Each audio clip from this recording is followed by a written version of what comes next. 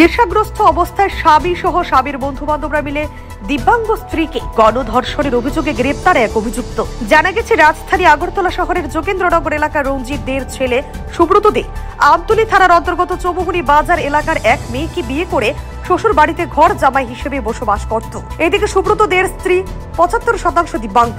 এরই মধ্যে চলতি বছরের জানুয়ারি মাসে ৫ তারিখ সুব্রত দে তার বেশ কয়েকজন বন্ধু বান্ধবদের নিয়ে শ্বশুর বাড়িতে মদের আসর জমায়। সুব্রত দে সহ তার বন্ধুরা আকণ্ঠ মদ্যপান করে নেশাগ্রস্ত অবস্থায় দিব্যাঙ্গ গৃহবধূর উপর জোরপূর্বক ঝাঁপিয়ে পড়ে তাকে ধর্ষণ করে। পরবর্তী সময়ে ১৪ই মার্চ ধর্ষিতা গৃহবধূর পিতা অভিযুক্ত সুব্রত দে সহ ৭ জনের বিরুদ্ধে আমতলী থানায় গণধর্ষণের মামলা দায়ের করে। আমতলী থানার পুলিশ এই ব্যাপারে একটি মামলা নথিভুক্ত করে এবং আমতলী থানার সাব ইন্সপেক্টর সুস্মিতা দেবনাথ এই মামলার তদন্ত শুরু করে। এই ধর্ষণের মামলার তদন্তক্রমে পুলিশ মঙ্গলবার রাতে অভিযুক্ত স্বামী সুব্রত দেকে গ্রেফতার করে, কিন্তু এখনো এই ঘটনার সঙ্গে জড়িত বাকি ৬ জন পলাতক বলে জানিয়েছেন পুলিশ। মামলার তদন্তকারী অফিসার সুস্মিতা দেবনাথ জানিয়েছেন, খুব শীঘ্রই পলাতক ৬ অভিযুক্তকে জালে তোলা হবে।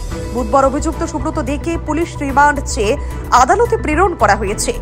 পুলিশের বিশ্বাস, অভিযুক্তকে পুলিশ রিমান্ডে এনে জিজ্ঞাসাবাদ করলে বাকি অভিযুক্তের গ্রেপ্তার করা খুব সহজ হবে।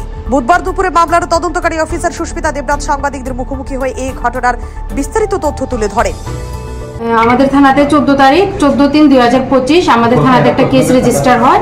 এই কেসের সেকশন হচ্ছে 64/2/K/70/1/74/115/1 BNS। আসামির নাম হচ্ছে সুব্রত দে, বাড়ি যোগেন্দ্রনগর এরিয়াতে।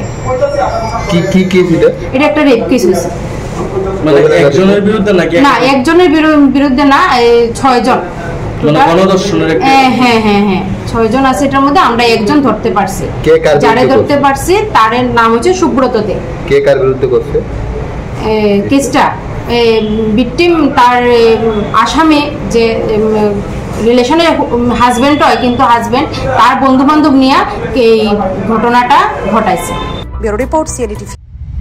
CND TV, channel for news and entertainment.